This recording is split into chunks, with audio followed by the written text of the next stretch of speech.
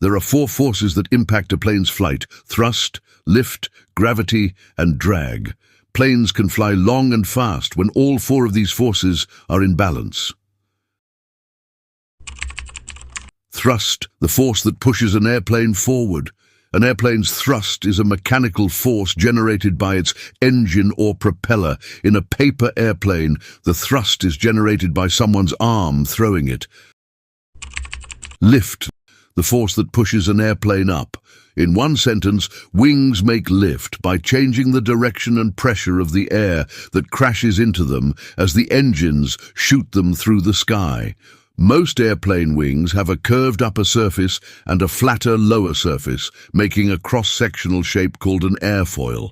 An airplane has specially designed wings, called airfoils, that move the air on the top of the wing faster than the air below the wing, creating higher pressure under the wing.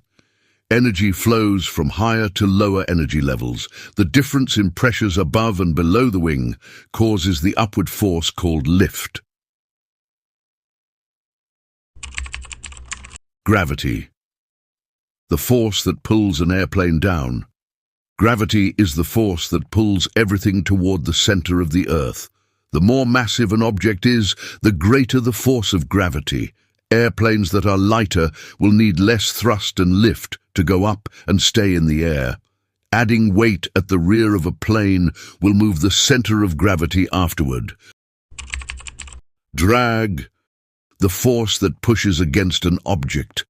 Airplanes are designed long and skinny, with a pointed nose so that they can move through the air with reduced resistance, or drag.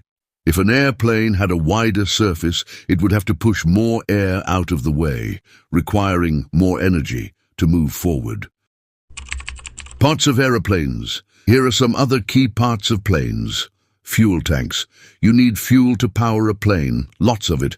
An Airbus A380 holds over 310,000 litres of fuel, which is about 7,000 times as much as a typical car. The fuel's safely packed inside the plane's huge wings. Landing gear.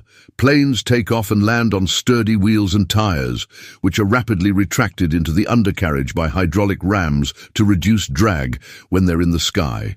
Radio and radar.